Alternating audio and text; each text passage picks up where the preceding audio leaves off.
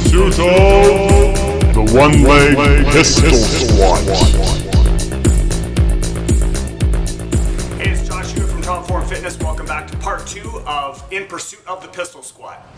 It's been a tough exercise for me to work on because of an old knee injury I've been struggling with, and I'm going to upload some rehab tutorials in the near future to address that. But in today's video, I want to show you the next progression towards the pistol squat, which is the side step up. Check it out. But before we get into the side step, I wanted to show you one more progression with the one-legged sit squat, which we looked at last week. In this one, I'm demonstrating holding weights out in front, which helps you counterbalance. And as you can see, I'm getting a little bit lower here by elevating my feet.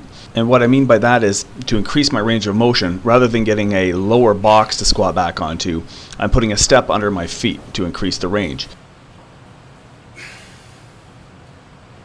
Okay, now onto the side box step up. As you can see here, I'm dorsiflexing my foot, or keeping my toes pressed upwards, so only my heel can touch the ground on the leg that's stabilizing.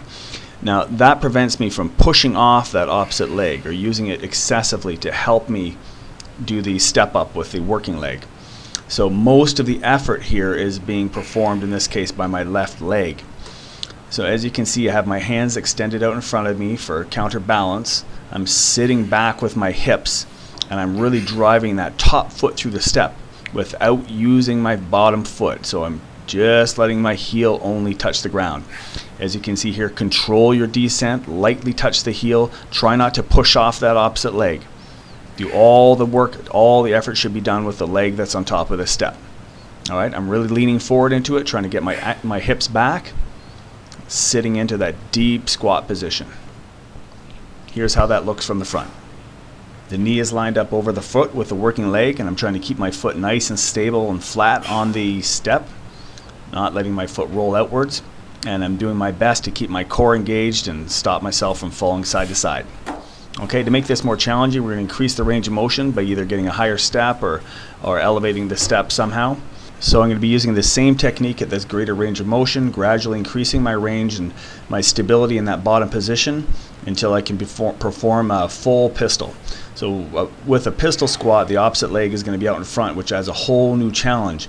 But you have to get a very good range of motion. You have to get past parallel to the floor. So you really want to start working on that range, those progressions with this movement.